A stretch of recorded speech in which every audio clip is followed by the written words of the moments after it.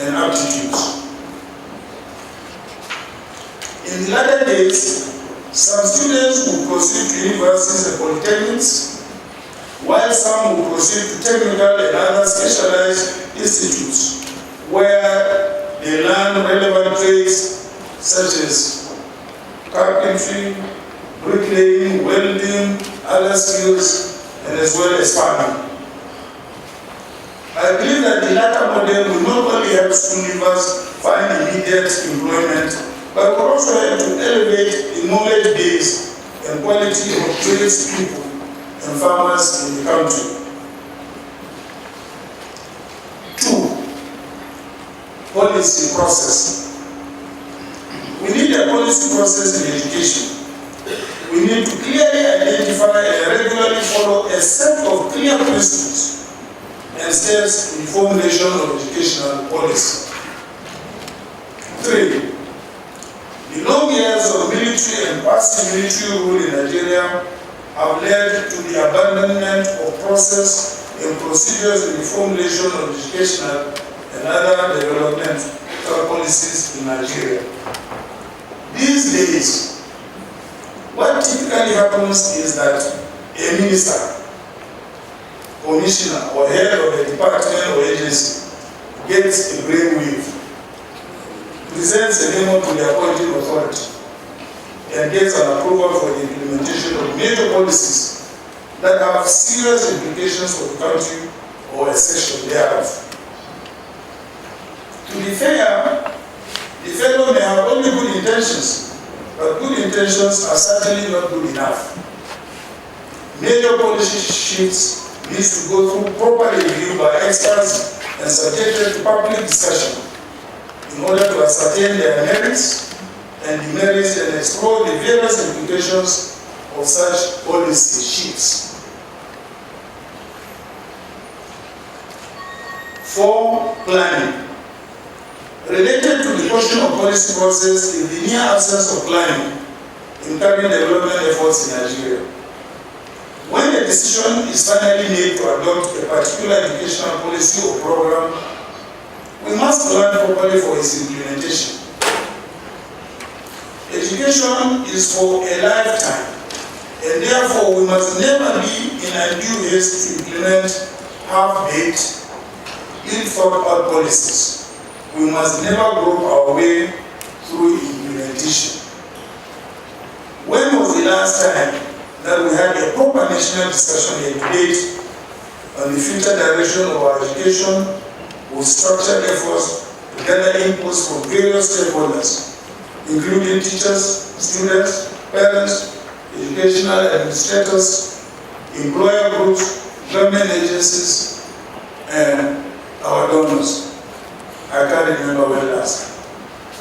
We should take deliberate steps to plan, and in doing so, we must take the long view, but with built-in flexibility to adapt to rapid changes in society, such as in the economy, politics, demography, and security. And planning requires reliable data, which is difficult to come by in this country.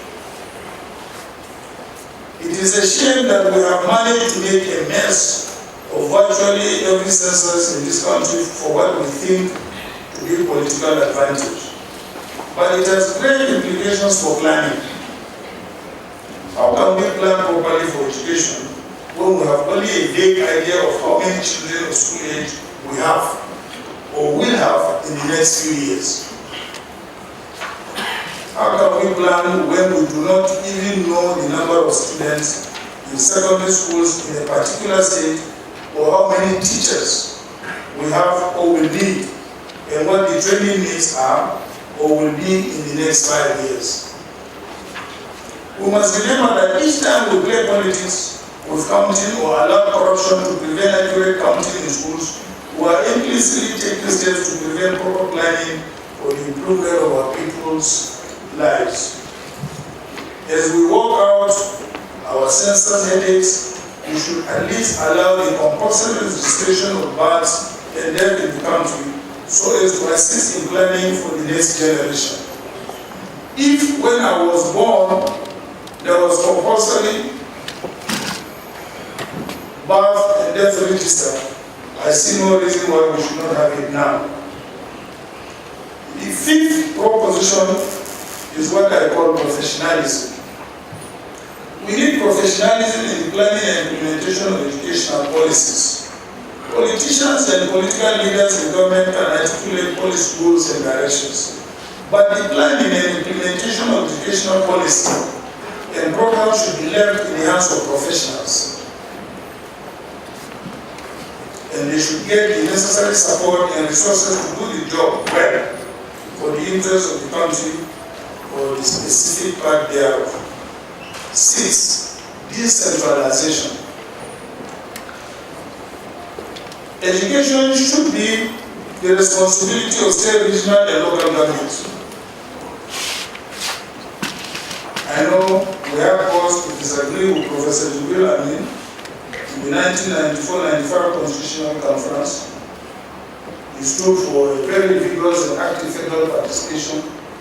We stood in for a decentralized educational system, but he had his way. The federal government should, at best, set standards and provide financial support for states that follow them. We do not need a federal Ministry of Education that is burdened with running secondary and tertiary institutions across the country. If we have to have one, we should focus on establishing standards and enforcing them with incentives and sanctions as the case may be. States and regional governments should have the freedom to plan and implement educational policies and programs to suit local needs and changing circumstances. While a university in the Niger Delta or Lagos may see an agency having a world-class maritime program, one in Yola or Bauchi may prioritize information technology or agriculture, while yet another in Jos or Enugu may prioritize geology or metallurgy as the case may be. Whatever the case, it should be for local political, bureaucratic, business and educational leaders to make such informed decisions. A healthy competition in the field of education among our various states and localities will be a boon for Nigeria's development. And they are more likely to quickly adopt the educational processes and programs to suit changing local needs within the context of the dynamic national and global economy. 7.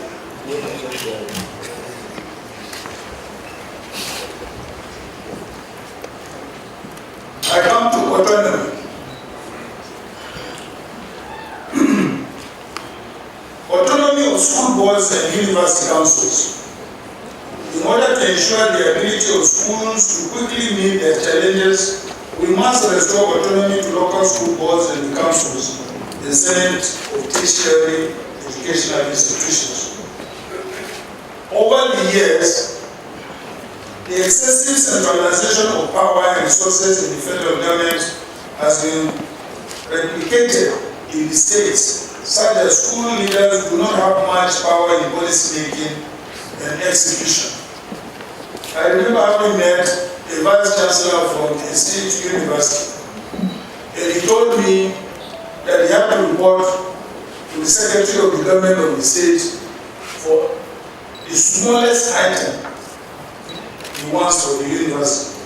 I don't know how a secretary of government can run the university.